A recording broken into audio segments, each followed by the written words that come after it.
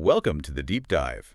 If your week in AI felt, I don't know, like juggling chainsaws while reading a philosophy book, then yeah, you're in the right place. That's a pretty vivid metaphor. It is, isn't it? We're looking at AI News, the Pulse and Pattern, from September 6, 2025. And wow, what a week it captures. Yeah, it really does. What's fascinating, I think, is how it shows both sides of the coin right now. You've got incredible real progress happening. Tangible stuff. Exactly. And then on the other hand, these really deep, almost philosophical questions about AI's impact. Right. So our mission today really is to cut through that noise, find the patterns, pull out the useful bits you can maybe act on, and get the context for why it all matters. Think of it as your tech brief, but for humans. I like that. Okay, so we'll start with the practical wins, how AI is actually changing workflows in industries. Then we'll pivot, look at the bigger industry picture, who's doing what, the emerging fights. And finally, tackle those bigger societal questions, education, policy, all that. Finding the pattern inside the noise. Sound good? Sounds like a plan. All right. Let's kick off with the real progress then. These upgrades making AI, genuinely more useful day to day. Yeah. OpenAI stuff comes up first. Yeah, the workflow upgrades. Exactly. They've got branch chats. Can you unpack that a bit? Sure. So imagine you're in a chat, right? And you want to explore an idea, maybe a tangent, without messing up the main conversation. Okay. Branch chats lets you basically fork that message into a totally separate parallel chat. Your original thread stays clean. Ah, I see. So you can explore variations. Exactly. Without, as the source says, polluting the baseline. It's like going from scribbling ideas on a napkin to having a really organized lab notebook. That makes sense. A tidy way to think. And there's more, right? For free users, too. Yeah, projects for free users. The idea here is files and chats can finally, travel together for everyone. They've added things like color and icon labels to reduce visual friction. That's the term they use. Just makes it easier to manage your stuff. And for developers, Codex. Right, Codex everywhere. It's becoming less of a single tool and more like a companion that follows you. Terminal, IDE, web, GitHub, even the iOS app. So your work state isn't just stuck in one browser tab. Precisely. Your state follows you instead of dying in a tab, which means fewer of those annoying context resets when you switch tools. Faster feedback, faster coding. Got it. If you sort of zoom out from these specific features, what we're really seeing, I think, is AI moving from being just an app you open to becoming more like an invisible layer within your workflow. Like an operating system for intelligence. Kind of, yeah. It's embedding itself to reduce the mental effort, making the tools genuinely more useful right where you need them. That's a really key shift. Okay, speaking of useful, let's look at AI tackling some really tough real-world problems. EV battery recycling comes up. Critical area. Absolutely. Manual disassembly is, well, it's slow and, frankly, dangerous. High voltage, thermal risks. Not something you want people doing by hand if you can avoid it. Right. But this Recirculate program uses robots, Kuke robots, depth cameras, AI models. So how does it work? Well, the AI recognizes the battery pack type, pulls up the right disassembly plan, then the robot finds the fasteners, figures out the wiring, and takes it apart safely. Automating the tricky bits. Exactly. And the benefits are huge. One, technicians are kept away from the high voltage and thermal hazards. That's paramount. And two, throughput goes way up because machines do not forget screws or drift after lunch. Good point. Consistent. Totally. And the knock-on effects. Less waste, pure streams of lithium, cobalt, nickel. It boosts the whole idea of a circular economy for batteries. Yeah, healthier economics for circular supply chains. It's safety, efficiency, and sustainability. Powerful combination. It really is. But, this brings up a point you touched on earlier, making sure AI serves everyone, not just some generic standard. Yes, the cultural aspect. Right. The source talks about aesthetic AI, like for cosmetic procedures in the Middle East and North Africa. Yeah, this is a really important issue. The problem is a lot of these AI models are trained on data sets that are heavily skewed towards, generic Western templates. So the results aren't right for everyone. Worse than not right, they can be tone deaf. You get skewed benchmarks and visualizations that don't reflect what people in, say, the MENA region actually want. They might want refinement that preserves heritage, not imposes some outside ideal. So what's the fix? Better data. That's a huge part of it. Diversifying data, setting explicit representation goals, tracking how the AI performs for different subgroups. But it's more than just data, right? Oh, absolutely. You need cultural experts involved in evaluation. You need really clear consent about how the system shapes recommendations. No. The goal has to be guidance that respects the person in the chair, not an average face on a server. Building AI that actually understands cultural context, that's vital. It is. Okay, that's a fantastic point. Let's switch gears slightly now into some really amazing breakthroughs in health and science. This is where AI gets truly inventive. Yeah, some really cool stuff here. For sure. Like AI helping make sense of genetic risk. Apparently, rare genetic variants can be ambiguous for doctors. Right, it's not always black and white. You have the disease risk or you don't. There's a lot of gray area. Exactly. But Mount Sinai trained models on millions of health records to calculate what they call an ML penetrance score. Penetrance, meaning the probability that someone with the variant will actually develop the condition. Precisely. Instead of just yes, no, it gives a probability 0 to 1. Ah, so much more nuance. Right.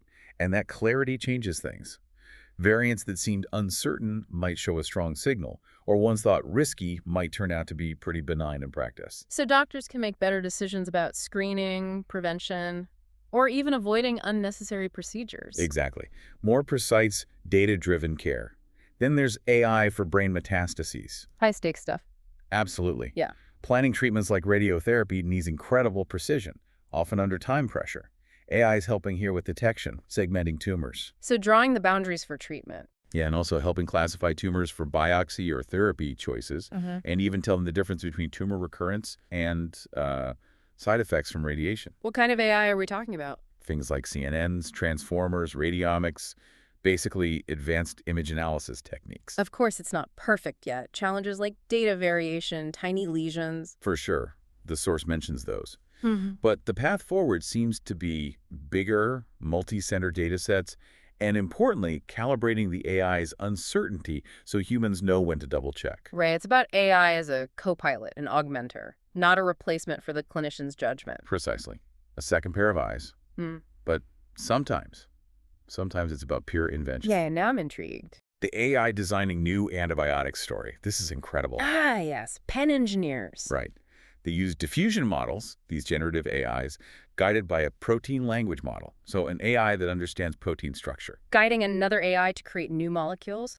Exactly. New antimicrobial peptides. They generated about 50,000 sequences, used another AI to filter them down to 46 to actually synthesize and test. And the results? 2 of them cleared mouse skin infections just as well as known antibiotics, like levofloxacin and polymyxin B, and crucially, with no detectable toxicity. Wow, that's huge. It really is. The source calls it invention, not just search.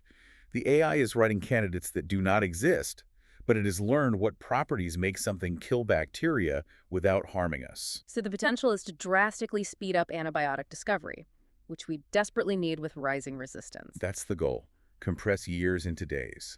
A potential game changer against superbugs. Truly amazing. Isn't it? And AI's reach goes beyond medicine into things like ensuring information integrity. Yeah. Like this AI watchdog for predatory journals. Ah, the publish or perish problem feeding bad science. Exactly. These journals take fees, but offer little to no real peer review. It's hard to trust the research. So how does the AI help? A team in Colorado trained a model, an interpretable one, importantly on website signals and metadata.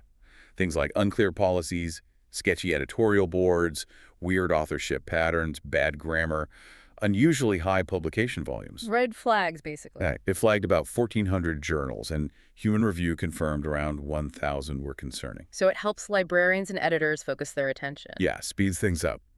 But the bigger picture here, I think, is how AI is becoming part of the infrastructure for trust and quality online, not just in science publishing. That's a really powerful point. It's about smart data, not just big data. And building systems that really understand context, like in chemistry again. Yeah, the next couple are chemistry-focused. Yeah. Flower from MIT. Right. This one's about making AI reaction predictions actually obey the laws of chemistry. Which sounds obvious, but maybe isn't. Apparently not always. Some models might just play text games and invent atoms or ignore charge conservation. Flower tracks electrons, conserves mass and charge, uses something called flow matching. Okay, so it's more rigorous. Much more. Predictions stay inside chemistry, making them way more valid without losing accuracy. Helps chemists rank possible reaction pathways, flag dead ends early, map side reactions. Saves a ton of lab time. Makes sense. And the other one, PPB3. Yeah, polypharmacology, AI, PPB3. This tackles how drugs often hit multiple targets in the body, not just one. Polypharmacology. PPP3 trains on millions of known molecule-target interactions from databases like ChemBLAS. It predicts where a small molecule might bind across thousands of different protein targets. And the cool part, it runs right in your browser. Oh, wow. So it makes this complex analysis much more accessible. Exactly. Moves it from specialized tools to a fast, free, shareable workflow. Discovery teams can use it to predict off-target effects early, understand how drugs really work, find secondary uses, just much smarter drug discovery. Okay, so AI is clearly revolutionizing the lab bench. But let's hold back again. What about the wider industry? The big picture shifts and debates. Yeah, things are definitely shifting there too, and some big questions are being asked. Like the whole AGI debate. The source mentions AGI fever breaks as scaling stalls. Right. This is referencing Gary Marcus's argument, basically saying the hype around just making models bigger and bigger, the scaling hypothesis, might be cooling off. Why? Are the new models not that impressive? He suggests things like GPT-5, Grok 4, Llama 4 are more incremental improvements, not the revolutionary leaps some expected. They still make similar kinds of reasoning errors. His point is, trend lines can flatten, and just finding patterns in text doesn't equal real understanding. So what's his solution, if not just scaling? He argues for putting structure back into AI, building world models, giving systems core knowledge about time, space, cause, and effect, combining pattern matching with explicit reasoning neurosymbolic approaches. So a different kind of AI architecture might be needed for the next big jump. That's the implication, yeah. Likely needs new architecture, not just larger clusters. It's a significant debate about the future direction of AI research. Definitely food for thought. But despite that debate, some companies are attracting massive investment. Anthropic. Oh yeah, a $13 billion raise at an $183 billion valuation. That's staggering. Who's investing? Pretty much a who's who, and it's fueled by serious revenue growth. They apparently jumped from a $1 billion to over a $5 billion run rate. Even their coding tool, Claude Code, hit $500 million annualized really fast. What does that $13 billion buy them? More compute power, obviously, but also time. Time to really push on their focus areas. Safety, interpretability, reliability. So the market is betting big on trustworthy AI. It seems like it. The signal is that investors are paying for models that earn trust and speed real work. It's a huge vote of confidence in their approach. Wow. Okay. But while Anthropic focuses on that, others are pushing towards agents. DeepSeek. This is framed as the next platform fight, moving beyond chatbots that just answer questions. To AI agents that can actually do things. Exactly. Agents that can handle workflows. DeepSeek is apparently aiming for an end of 2025 model focused on autonomy. You give it a goal. And it figures out the steps, calls tools, checks results, learns. That's the idea. Think booking travel, drafting research summaries, handling support tickets, all without hand-holding. That sounds incredibly powerful, but also kind of scary. It definitely raises the stakes. Safety, integration, putting guardrails in place to prevent runaway actions, managing permissions, being able to observe what it's doing, all become even more critical. No kidding. Yeah. Which makes the conversation around responsible AI and, well, preparing people for this even more urgent. Absolutely. Which leads nicely into the OpenAI and Walmart upskilling initiative. Right, a massive drive. Tell us about that. So OpenAI is making its Academy a free certification track. Walmart's the first big partner, and the goal is huge. Certify 10 million people by 2030. 10 million. Wow. What kind of skills? A whole range. From basic stuff like using AI in the workplace to advanced prompt engineering, even role-specific skills. And the key is assessments are based on real tasks. So people learn practical things, like writing better reports, summarizing emails, analyzing data. Yeah, automating daily chores using models like GPT-5. The value proposition is creating a shared language around AI skills, a clear way to show competence, and turning these buzzwords into daily habits that lift careers. That seems really crucial. And it connects directly to the debate about AI in education, doesn't it? It does. There's a lot happening there. The source mentions the First Lady championing AI in schools. Melania Trump, convening tech leaders, launching a K-12 task force. Exactly. Framed as a national project, companies pledging training, advocates see it as a chance to close achievement gaps, personalize learning. But there's backlash, too. Oh, yes. Critics worry about industry influence, a rush that might overlook privacy, safety, and just the impact on kids' attention in classrooms that are already stretched thin. So it's contentious. Very. The source makes a really good point, though. What actually matters isn't the podium announcement, but the details. Age-appropriate defaults, clear data standards, teacher training, and time to plan, plus ongoing evaluation. Basically, schools need to lead with teaching strategy, not just adopt tech for tech's sake. Precisely. Which is reinforced by Sal Khan's argument in the piece, Teachers First in the AI Classroom. What's his take? His core idea is that the biggest factor in learning isn't the tool, it's how the adults organize the teaching. He uses Newark as an example. They invested first in planning, training teachers, setting clear goals. Then they brought in AI to help reduce friction and personalize practice for students.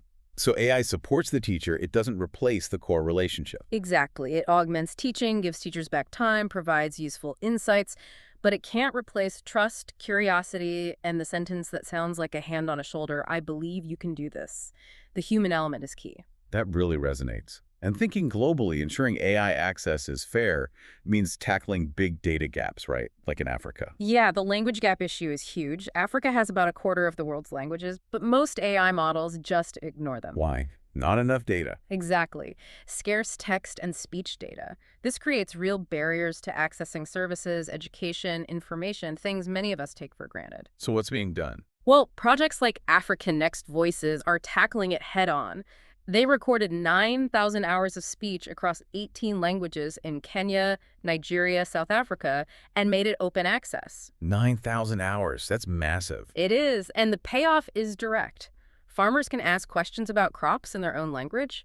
Banks, telecoms can communicate better with customers. It preserves culture, increases access, and grows markets. It's a practical example of how fair AI gets built. That's fantastic, building fairness in from the ground up. But this push for fairness and, well, managing AI also leads to tricky policy decisions with global impact, like Anthropic cutting off access for some Chinese companies. Right. Anthropic announced they'll stop selling services to companies majority owned by Chinese entities. They cite risk control and national security concerns. Does that include subsidiaries or companies using cloud platforms? Apparently, yes. It includes offshore affiliates, routes through public clouds. They'll likely need tighter know-your-customer checks, ownership declarations, maybe even audits. So they're potentially sacrificing revenue for regulatory trust. That seems to be the calculation. Gaining trust with regulators and enterprise customers in certain markets, and other AI companies might face some more pressures. But actually enforcing that must be complicated. Layered ownership, joint ventures. Oh, it's definitely messy, as the source puts it.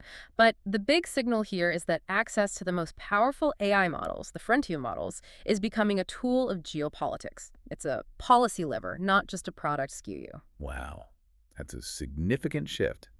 And it highlights the tension between innovation, national interest, and business. Sometimes, though, the business drive for AI efficiency has direct human costs, right? Salesforce. Yeah, that story is a stark example. Salesforce had a strong quarter, good revenue, good margins, bigger stock buyback. Sounds great for them. But they also announced 4,000 layoffs, mostly in customer support roles. And the connection to AI. It's pretty direct. They mention AI agents are now handling about 1 million customer interactions. The strategy seems clear. Fewer people on the front lines, more automation. Which raises some big questions. Huge ones. Will customer service actually get better, faster? Will people feel cared for? Or does relying too much on automation erode trust in the long run? And what about the people losing their jobs? It's a tough signal for the labor market. Entry-level paths are narrowing in exposed fields. It really underlines the need for companies to invest seriously in reskilling their own workforce, creating internal pathways. A really sobering reminder of the human side of AI adoption. But shifting back to the tech and investment side, the underlying demand for AI hardware seems unstoppable. Broadcom. Yeah, that $10 billion mystery order is fascinating. Broadcom beat earnings, then announced this massive new order for custom AI accelerators, or XPUs, in their guidance. Stock jumped. A fourth hyperscale customer, so another tech giant besides Google, Meta, Microsoft. Seems like it. Buying these specialized chips at scale, starting shipments in 2026. And Broadcom's networking business, which connects all these chips, is booming alongside it. What's driving this push for custom chips? Why not just buy from NVIDIA? Control, mostly. Hyperscalers want more control over the cost and performance for their specific AI workloads. Custom silicon gives them that edge. Broadcom is positioned well because they can design these complex chips and get them manufactured at volume. So the big question is, how much market share can these custom chips take from NVIDIA? That's the multi-billion-dollar question. For now, it just shows the sheer scale of investment going into the fundamental AI infrastructure. Right. And that infrastructure is enabling AI in all sorts of places, like fabric inspection. Yeah, deep learning at ITMA Asia, the textile machinery show. Shelton Vision is using AI for fabric inspection, moving beyond simple rules. To actually learning what defects look like. Exactly. Learned recognition. They're getting over 98% defect detection, much better grading consistency, fewer missed flaws, fewer false alarms, tighter quality control overall. And they have something for older machines, too. Yeah, a standalone AI classifier you can add to legacy inspection systems. It brings consistency where maybe different human operators would grade things differently before. Cool. And finally, AI boosting brain-computer interfaces, BCIs. Right. Non-invasive BCIs, the kind that don't require surgery, like EEG caps are safer, but usually have lower bandwidth, less precise control. Okay, so how does AI help? They're using an AI copilot. One part, a hybrid decoder, translates the noisy EEG signals into smoother motion commands. Another part, a shared autonomy agent, anticipates the user's intention, suggests paths, and makes tiny corrective movements. So it smooths things out and helps predict what the user wants to do. Pretty much. The result was dramatic. A participant with paralysis achieved a nearly 4x better hit rate controlling a cursor.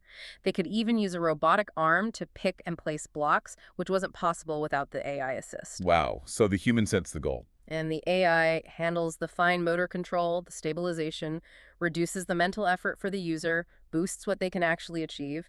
It's a really smart way to combine human intent with AI capability. Okay, phew, that was a lot. We've covered so much ground, from tiny workflow tweaks to new antibiotics, from industry shakeups to global policy. So what's the big takeaway here? Yeah, it really was a packed week reflected in that report. If you step back, you see these contrasts, right? Scaling, maybe cooling off, but AI agents heating up. Big questions about values in schools. Labs shipping practical tools that actually move the needle. So much happening at once. Exactly, which raises the question for you, listening. In a field moving this fast, how do you stay sharp? How do you keep your edge? And the source actually offers a really simple, practical thought on that. It does, yeah. It's surprisingly straightforward. Pick maybe just 2 ideas you heard today, something concrete, and try testing them out, even in a small way, in your own work. Run little experiments. Be honest about what works and what doesn't. And share what you learn with your team. It's about making the knowledge active, turning insights into action. Precisely. Right. Because in this world, new models dropping constantly, policy changing, the right analogy, still doing half the work, understanding that pattern inside the noise, well, that's probably your most valuable asset.